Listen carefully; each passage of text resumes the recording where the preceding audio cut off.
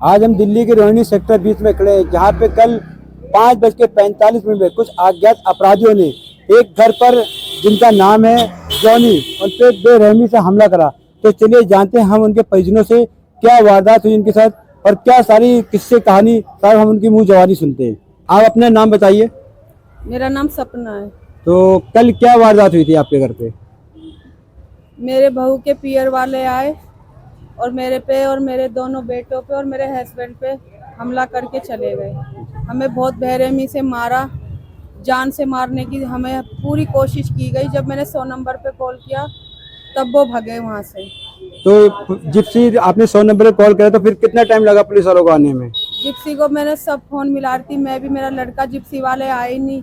Phone पे ही मुझसे पूछे क्या उम्र है, क्या है, ऐसे करते करते उन्होंने 1.5 घंटे के बाद, जब तक वो मेरे बच्चों को खूब मार पिटाई करके लाश करके मेरे पति की, वो चले गए। उसके बाद 1.5 घंटे के बाद आई है जिप्सी।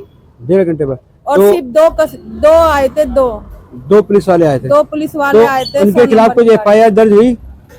आज करी है सर उन्होंने। आज दर्ज करी है जी। तो आपके बेटे, क्या नाम है आपका? मेरा नाम नितिन है। नितिन, आप बताइए ये वारदात किस तरीके से हुई और कितने लोग थे इसमें? मेरे सारे ससुराल वाले थे, ठीक है, और उनके यार दोस्त थे सारे, जो वो उनके मेरे सालों के यार दोस्त थे, वो भी लेके आए थे हमें मारने के लिए। तो आपके साथ जो मार पिटाई हुई है तो आपके घर में कितने लोग ऐसे घायल हैं? सर मैं, मेरा पापा जो हॉस्पिटल में एडमिट है सीरियस कंडीशन में, और मेरा छोटा भाई पे और मेरी माँ पे। तो आपके छोटे भाई को क्यों मारा? क्या रीजन था इनको मार पिटाई करने की? जी रीज़न मैं था। अच्छा। इन्होंने मेरे को तो मारा ही मारा, मेरे भाई पे भी मार के चले गए हैं।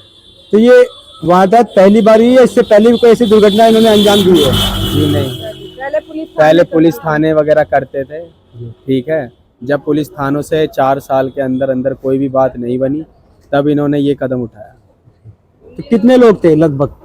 20 से 25 लोग थे, ठीक है, और घर के मेंबर थे मेरे ससुराल वाले। तो उनमें से कुछ लोगों के नाम पर जानते हैं आप या सब जानते हैं? जी जानता हूँ। तो क्या नाम बता सकते हैं हमारे चैनल पे? जी बिल्कुल बता सकते। जी बताइए।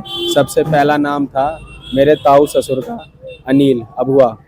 अनिल अबुआ? हाँ जी जी। और मेरा चाचा ससुर कमल अबुआ, और मेरा तीसरा चाचा ससुर आनंद अबुआ, और उन तीनों की बीवियां, सविता, रचना और उन सबके बच्चे और सारिका। हाँ, और उन सबके बच्चे भी, और इसकी बुआ सास, और मेरी बुआ, मेरी बीवी की सगी बुआ शोभा, और उसके और फूफा मंगल, और उसके लड़के। जैसे हमने CCTV फुटेज में देखा कि काफी बुरी तरीके से मार पिटाई करी है, बहुत बेरहमी से मार पिटाई करी है, तो इस पे आप कानून से क्या चाहते हैं? इंसाफ चाहते हैं। इंसाफ ही चाहते हैं सर। इंसाफ चाहते हैं।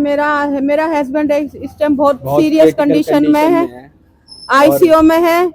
सरकारी हॉस्पिटल में कोई कुत्ते की जात नहीं पूछ रहा था, हमें भगा दिया गया, लावारिसों की तरह उनको फेंक दिया, कोई ट्रीटमेंट नहीं हो रहा। पुलिस वाले उनको हॉस्पिटल संजय गांधी में छोड़ के भाग गए, और जो IO है वो भी हमारी सुनवाई नहीं कर रहा। मेरे स्टेटमेंट में जो दे रही है वो नहीं लिख रहा, अपनी मर्जी से स्टेटमेंट लिख रहा है, और कोई धारा ढंकी नहीं लगाई। मेरे हस्बैंड बहुत ज्यादा सीरियस हालत में मेरे हस्बैंड। धारा एक ही लगाई थी, जो भी उन्होंने कहा था कि मैं डॉक्टर के उससे लिखूंगा, लेकिन हमें जिस हिसाब से उन लोगों ने मारा है उस हिसाब से उन लोगों ने। तो पुलिस वालों ने उनकी कोई MLC वगैरह करवाई? जी MLC मेरे को जो पुलिस वाले 100 नंबर की जिप्सी में मेरे हस्बैंड को और मेरे लड़के को लेके गए थे ना, उन्होंने मेरे से झूठ बोला कि ना हम अभी MLC करवा के थाने में ही ला रहे हैं इनको, आप थाने पहुंचो। मेरे को थाने भेज दिया, ना मेरे बच्चों के और मेरे पति के साथ मुझे जाने भी नहीं दिया, और वहाँ पे दोनों को सरकारी हॉस्पिटल में छोड़ के ना उन्होंने MLC कराया ना कुछ, संजय गांधी हॉस्पिटल में छोड़ के भाग गए पुलिस वाले। जैसे इनकी टी-शर्ट और दिख वहाँ रही से है, फिर रेफर करवाया। ये आपके बेटे की टी-शर्ट में जो खून का दाग धब्बे दिख रहे हैं, ये मेरी चोटों के नाक थे, मेरे नाक ये अभी पे मैंने कुछ ज्यादा इसको हमला कॉटन हुआ से है। साफ करा है पूरा फेस इसका। मैंने कल से मेरी कॉटन से साफ किया जा रहा हूँ, जब जाके ये कंडीशन हुई, नहीं तो कल नाक तो से खून निकल रहा था, नाक से खून निकल रहा था कल तो बहुत ज्यादा। मेरे हस्बैंड की सर इतने बुरी तरीके से ब्लेड मार के इधर नस काट दी, और कंच के पौए लाए थे जेबों में भर के। ये देखो सर, जैसे कि आप देख रहे हैं इतनी बेरहमी से मार पिटाई हुई है। ब्लड लॉस हो चुका है, पूरी गाड़ी चली गई, पूरी गाड़ी में पूरा ब्लड लॉस हो गया मेरे आदमी का। ICU में बहुत ज्यादा सीरियस है सर। कोई सुनवाई नहीं हो रही हमारी, कोई कुछ भी नहीं कर रहा।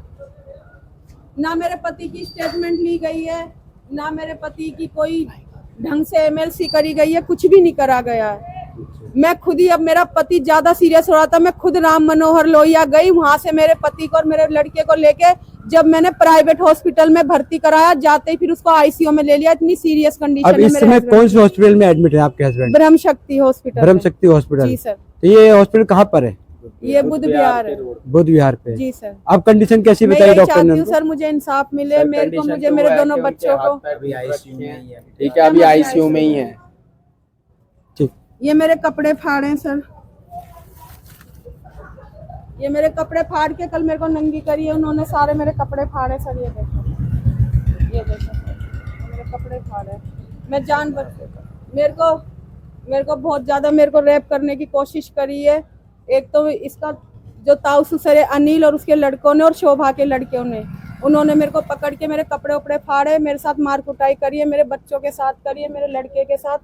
और जो कमल है इसका चाचा ससुर, उसने बोला कि इनको जान से खत्म कर, मैं पैसा भर दूंगा, मैं खड़ा हूँ, जान से खत्म करो भेड़चोदों को। मतलब पैसे के दम पे उन्होंने इनको जान से मारने की धमकी दी? जी सर। वो कमल है ना, जो वो बहुत पैसे में है, उसके रेस्टोरेंट चल रहे, स्मैक का काम करते हैं, वो बहुत ज्यादा वो गंदा काम करते हैं सर, इंजेक्शनों का काम करते हैं, उन पे मुकदमे लगे हुए, कोई रिकॉर्ड नहीं निकाला जा रहा उनका, सब समय का काम करते हैं।